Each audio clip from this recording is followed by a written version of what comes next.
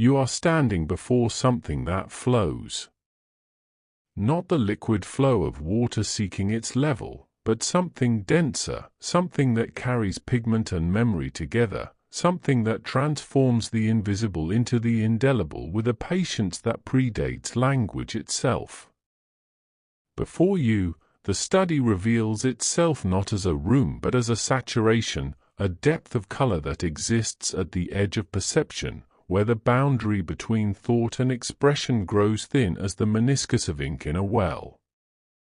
This is not a place you find by searching, but a convergence that occurs when your own words feel insufficient, when the stories you carry have begun to fade, when the soul hungers for the kind of permanence that only emerges from patient formulation.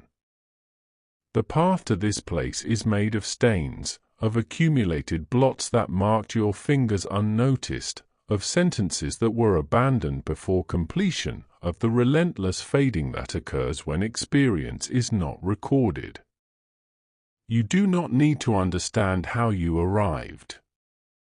The study found you, as it finds all who need it, drawn by the fading pages of your own narrative, by the smudged lines that blur the story of your existence, by the silent longing for permanence in a world that celebrates only the ephemeral. The air here is thick with potential, with the weight of cakes not yet dissolved, with the memory of countless texts compressed into the gleam of obsidian mullers and the whisper of quills scraping across vellum.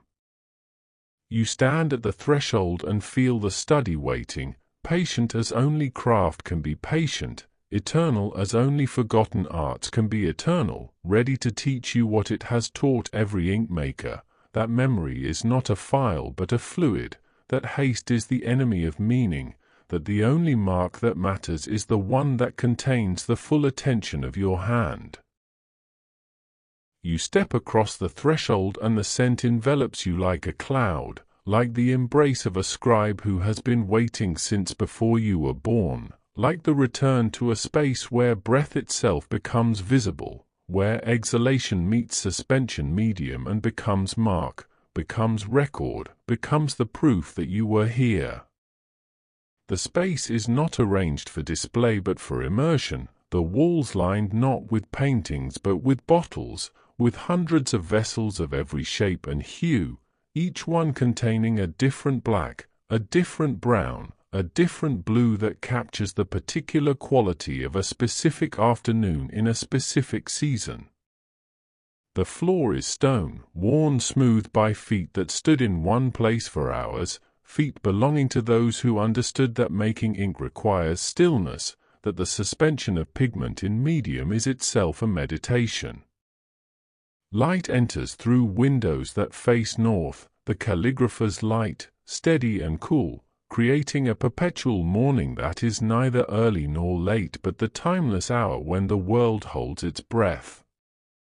In the center of the room stands a table, its surface scarred by decades of accidental spills, its wood darkened by the absorption of countless droplets, bearing the history of every color that was ever mixed upon it.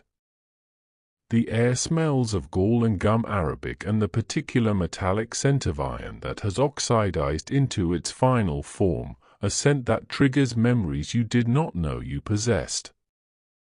As your eyes adjust to the steadiness of the light, you begin to see movement everywhere, not the frantic motion of the modern world but the slow, deliberate swirl of pigment settling, the steady rotation of Muller's grinding particle against particle.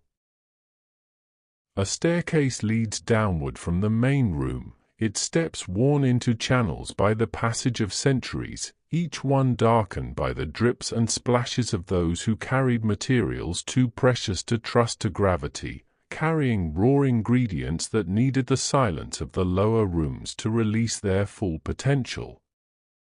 The descent is not difficult but requires attention, the steps being uneven, shaped by geology and use rather than engineering, following the natural grain of the stone rather than imposing a human geometry upon it.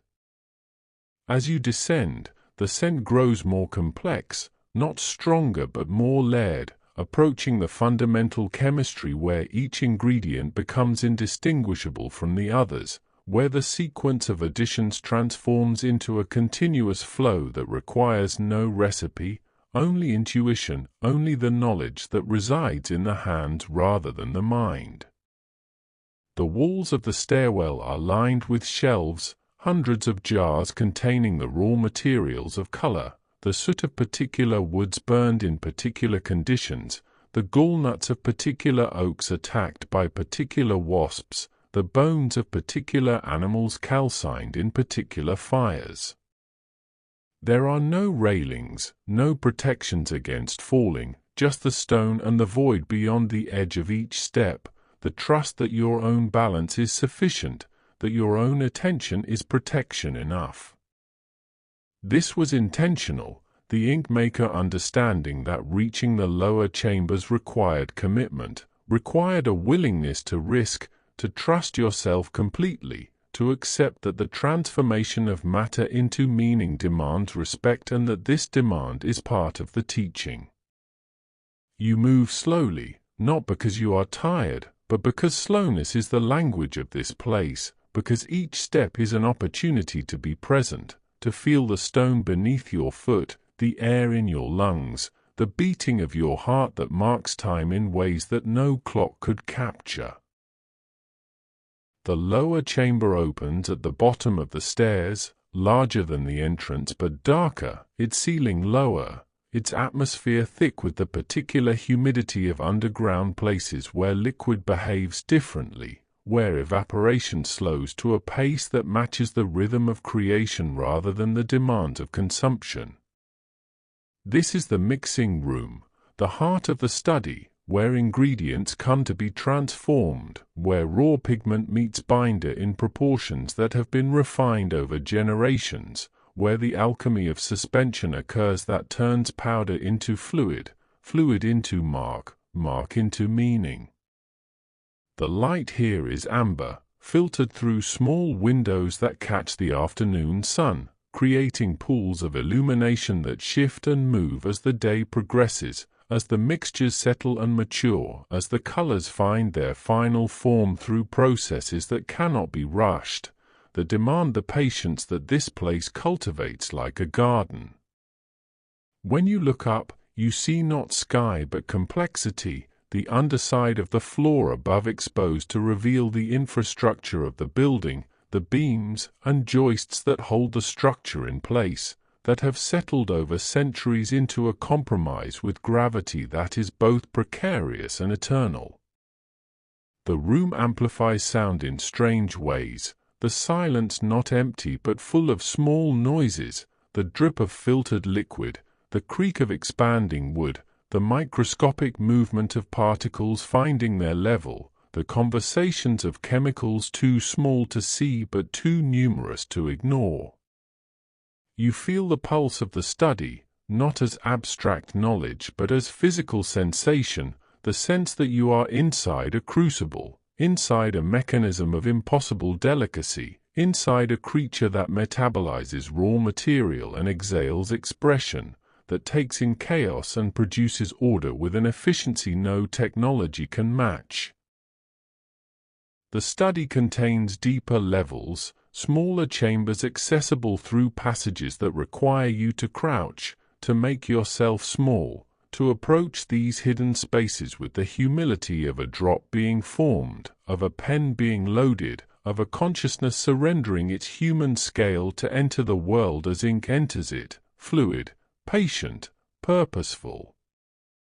These lowest chambers are not for general mixing but for the most precious work, for the creation of colors that appear only in specific conditions, for the formulation of inks that carry properties beyond the visible, for processes that must occur in absolute darkness to produce what will later be revealed in light. The walls here are lined with archives, hundreds of notebooks of every age, each one containing formulas that match no modern standard, recipes that were developed for purposes that have been forgotten, that exist now only in the pages themselves, waiting for the maker who will know how to read them, how to interpret them, how to resurrect the colors they describe. Sitting at the work table in this chamber, feeling the weight of the ancient pen in your hand, you understand the appeal of darkness, the wisdom of working without sight, the intelligence of fluids that know what human ambition forgets, that visibility is not the only form of existence, that the smallest mark can carry the largest meaning, that the visible text is supported by invisible preparation that must be trusted but cannot be seen. This position was not designed but discovered, found by those who stayed long enough to be taught by the study, to be led by curiosity and patience into spaces that reveal themselves only to those who approach with pen in hand, with paper ready, with senses attuned to the subtle variations of viscosity and flow that distinguish the permanent from the fugitive, the lasting from the ephemeral. There are moments in the study when the ink itself seems to respond to your presence, when conditions align in ways that cannot be planned or predicted, when the temperature is perfect and the humidity is balanced and your mind is quiet enough to receive what the fluid world offers. On these occasions, which are not really occasions but qualities of attention that exist in this place beyond schedule, the study becomes transparent, the walls seeming to dissolve, leaving only the relationship between your consciousness and the color, between the maker and the made, the writer and the written. You feel not separate but continuous, part of something vast yet intimate, a node in a network of expression that extends across time and space to include all who have ever dipped a pen in hope, all who have ever mourned a word that could not be recalled, all who have known that texts are not objects but subjects, not products but relations. This is the gift of the study, the reason it was built, the reason it persists through centuries that would destroy anything less adapted, to create conditions where this connection can occur, where the boundaries between self and medium become permeable, where making is replaced by becoming, where writing becomes being written. Silence comes to the study rarely, the space usually filled with the rhythmic percussion of mullers, the whisper of brushes being cleaned, the creak of presses transferring ink to page. But when it comes, when conditions align to bring perfect quiet to this place of perpetual motion, it transforms the study completely, changes its character, awakens something that noise leaves dormant. The absence of sound in this room of flow is magical, a presence that contrasts with the usual texture of activity, that brings a different kind of life to the space in ways that movement cannot achieve. Fading also comes to the study, though less frequently than in the world outside, the structure somehow holding permanence like a promise holds hope, creating pockets of preservation that guard the most delicate texts from the decay that would consume them. The fading here is different, not the uniform yellowing of exposure but something more selective, something that seems to understand the value of what it might erase, that moves through the chambers with a respect that approaches curation, that affects only what has already been copied, already been transmitted, already been surrendered to time. Inside the chambers, the air is thick with the scent of camphor and lavender, the traditional protections that have been used for millennia, their fragrance combining with the natural oils of the medium to create an atmosphere that is both stimulating and calming, that sharpens the senses even as it soothes the nerves. Ink makers who stayed through silent nights reported experiences of profound solitude, not loneliness but the solitude of a drop waiting to be formed, of a formula dormant in the mind, of a reduction of existence to its essential elements that some found terrifying and others found preparatory.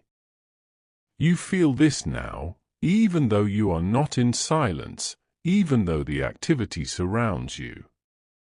You feel the potential for stillness, for the patience of projects that wait decades or centuries for hands to return, that trust the cycle in ways that humans struggle to trust. The study contains no decorations, no art for art's sake, nothing that does not serve the essential function of recording. But the texts themselves have become beautiful through function, through repetition, through the slow accumulation of craft that has produced forms no artist could design, scripts no calligrapher could plan, surfaces that invite touch and reward it with information, with connection. You begin the ascent from the lowest chamber, moving back through the spaces you have traversed, but they are not the same spaces, or you are not the same person who descended what seems like hours ago but may have been minutes. Time has become fluid in the study, has lost the rigid structure that governs life outside, has become something you move through rather than something that moves you. The spiral staircase feels different going up, each step an opportunity to release rather than to achieve, to let go rather than to strive. The air grows lighter, drier, more like the air of ordinary existence, but you carry something with you from the depths, some quality of patience, some capacity for precision, some understanding of what your own consciousness can contain when stripped of haste. You pass through the mixing room, then the entrance space, each one familiar yet transformed by your passage through the lowest chamber, by the experience of sitting at the archive table and feeling possibility surround you. The study has given you what it gives to all who enter with openness, with willingness, with the capacity to be changed by color and fluid and the slow accumulation of mark upon mark. You find yourself at the threshold now, but the path behind you has disappeared, has been absorbed into the structure. You do not need to retrace your steps. You only need to allow yourself to drift, to let the sleep that has been waiting claim you, to surrender to the darkness that is not the absence of light but the presence of rest.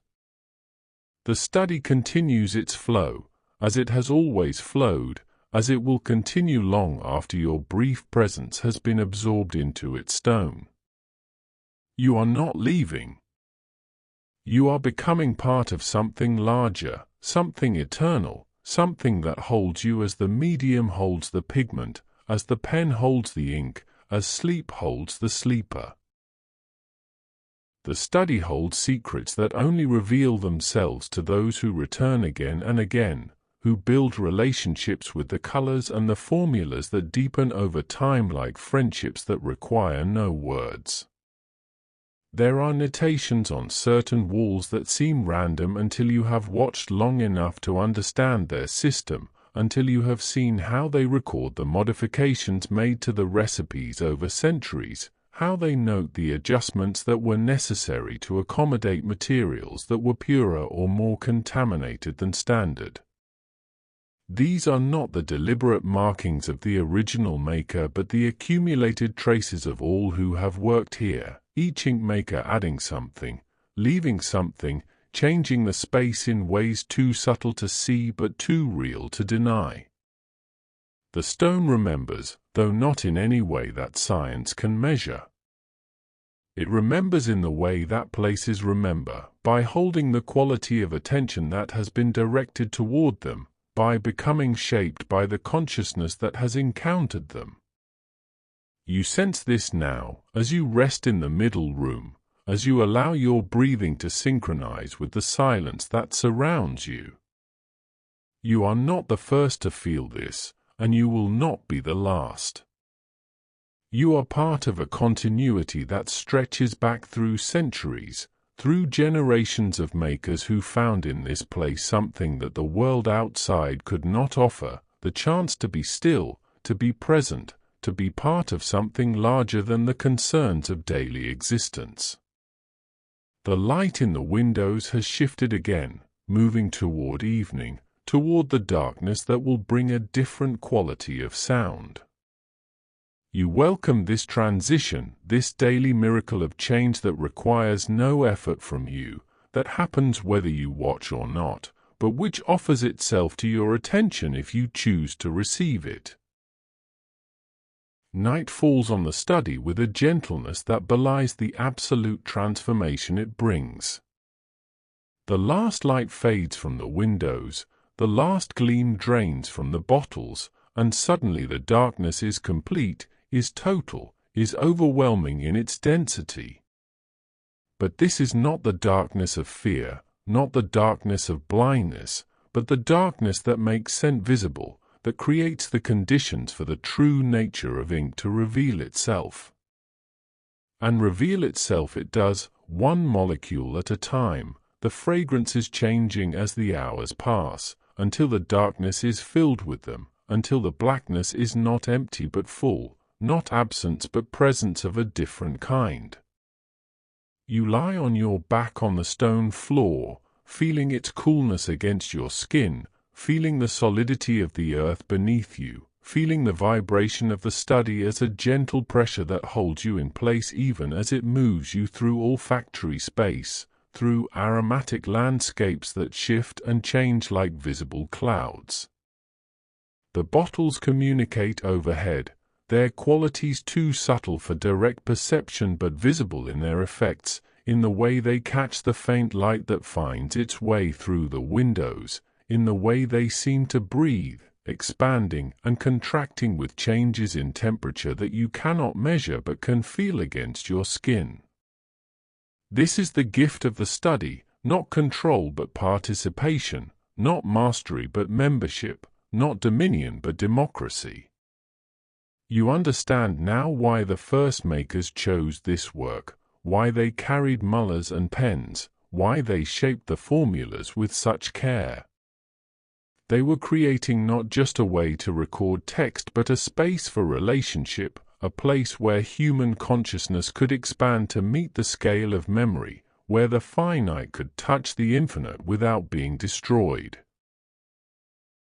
There are sounds in the study at night that daytime hides, subtle vibrations that travel through the stone from sources you cannot identify.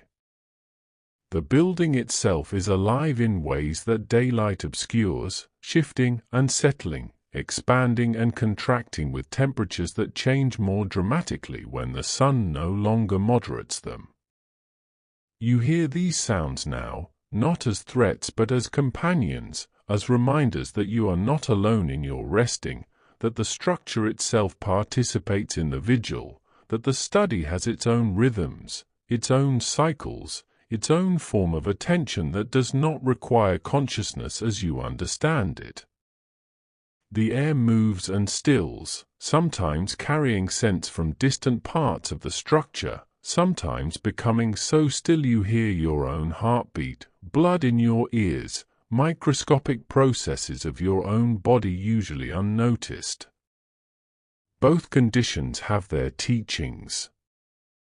Moving air reminds you of connection, of world's persistence, of exchange continuing whether observed or not. Stillness reminds you of peace, of the possibility of complete rest, of the silence that exists at the heart of all creation. You move between these states, between attention and relaxation, between watching and simply being. The study accommodates both, has room for both, was built to hold both. There is no single correct way to be here, no protocol that must be followed, no technique that must be mastered. There is only presence, only willingness, only the openness to receive what the place offers and to give what you have to give in return. This exchange is what has sustained the study through centuries, what has made it more than stone and fluid, what has transformed it into living entity responding to respect. You feel this now, feel the reciprocity, feel the give and take that requires no words, no negotiation. It simply happens, simply flows, simply exists as naturally as ink across page, as pigment finding medium, as mark becoming meaning. Dawn approaches the study with scents that seem impossible, with fragrances that shift through qualities that have no names, that exist only in the moments between night and day, in the transition that repeats daily but never repeats exactly. You have rested through the night, or you have dreamed, or you have drifted in some state between the two that the study makes possible, that it encourages, that it holds as gently as it holds everything else. The darkness fades gradually, not disappearing but becoming invisible, the chemical signals still present but overwhelmed by the greater light that approaches. You think of all the mornings that have dawned on this place, all the makers who have experienced this same transition, who have felt this same mixture of loss and anticipation, of sadness at the night's departure and joy at the day's return. You are connected to them now, across time, across space, across all the differences of culture and language and technique that separate humans from each other. In this moment, experiencing this dawn, you are one with them, part of a community that exists only in the act of making, that has no other membership requirement, no other obligation. The light strengthens, becomes more definite, more directional. Shadows appear where there have been no shadows, defining spaces that darkness made uniform. The stone warms, slowly, almost imperceptibly, but you feel it, you notice it, you include it in your awareness. This is the study's teaching, that everything changes, that everything can be noticed, that attention is the only gift required and the only gift given. You carry this teaching with you now, woven into your being, available even when you have left this place. The days pass in the study with a rhythm that has nothing to do with clocks, nothing to do with schedules, nothing to do with the demands that the world outside makes on time. You eat when hungry, sleep when tired, make when the materials offer something worth making, rest when they do not. This simplicity is liberating, is healing, is a return to something fundamental that civilization has obscured but not destroyed. You remember what it is to be an animal, to be a body, to be a consciousness that exists in direct relationship with its environment rather than mediated through screens and schedules and social expectations. The study strips all of this away, not through rejection but through irrelevance. None of it matters here. None of it reaches here. Only what is essential remains: food, warmth, shelter, and the making that is the reason for all three.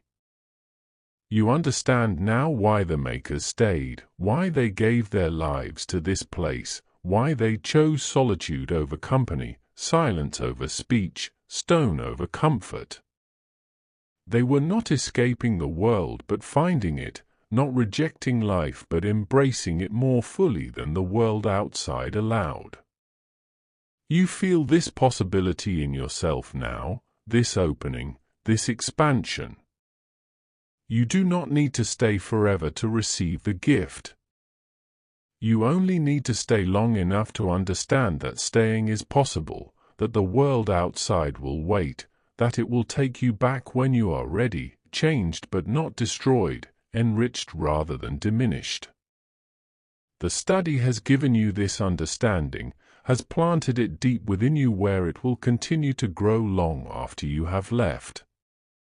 You carry it now like a drop of ink, like a promise, like a secret that you will share with no one because it cannot be shared in words, only in the quality of your presence, only in the depth of your attention, only in the peace that others will sense in you without knowing its source. There comes a moment in the study when you realize that you have stopped counting batches, stopped measuring your progress, stopped comparing this moment to any other. You are simply here, simply present, simply alive in a way that feels both ancient and new, both familiar and unprecedented. The stone beneath you, the bottles around you, the air within you, all of it is immediate. All of it is real, all of it is sufficient. You do not need more. You do not want more.